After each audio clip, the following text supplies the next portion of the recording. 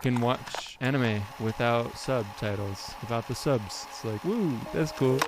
Hey everyone, welcome back to Rupees Over Ramen, the show where we talk about animation, creativity, the creative process, and tons of other nerdy stuff. So if you saw that video on my YouTube channel about Asian markets, this is kind of like the extended edition of that video. So like I said in that video, I got introduced to Asian markets and also Studio Ghibli by my cousins. I had a YouTube channel with one of them, Top Hat Toast. If you've seen the Tunicky Toad team and remember Toast, or way back when he was called Waban Stick, yeah, that was him. His family introduced me to Studio Ghibli and to Asian markets and to like bean buns. Super good. It's funny because like later I did a D&D campaign and I was a bard, but my weapon of choice was a frying pan because I was the cook for our party. And one time we were being held prisoner and I made bean buns to kind of soften up our captors and made some good friends of those ogres or trolls or whatever they were. Bean buns are magical. They're also a good projectile weapon. So yeah, like Asian markets and Asian culture are super cool. In the video I talked about one thing that's super cool about them is that you can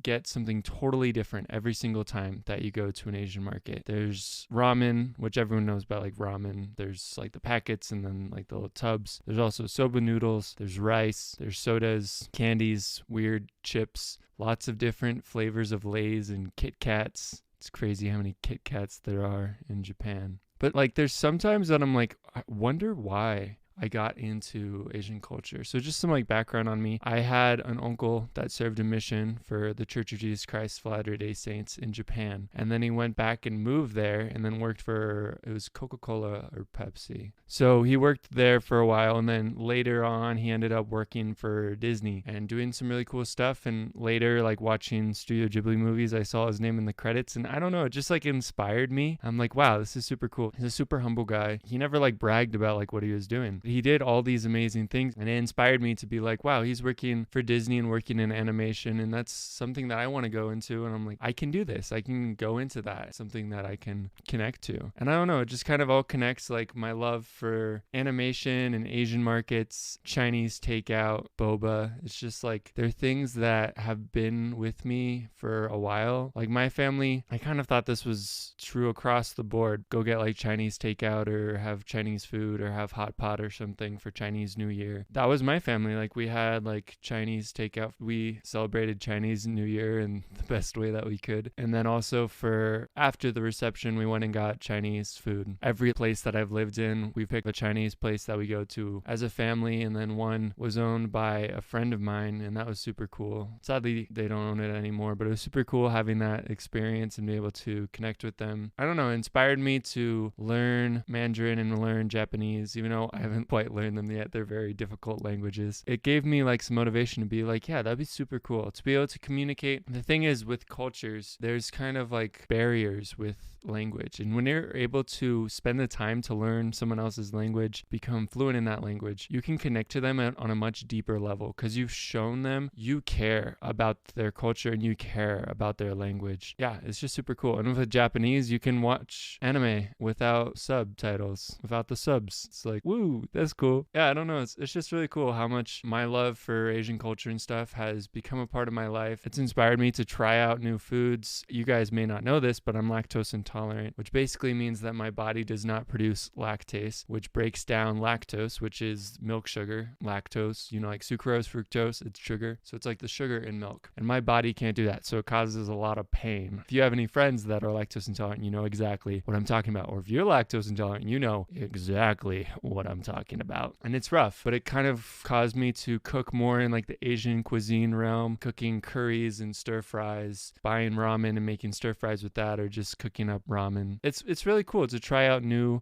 cultures, foods, and I don't know. I like trying new things. There aren't many foods that I don't like except for celery and radishes. And I've tried with celery. I haven't had many radishes, but anyways, I digress.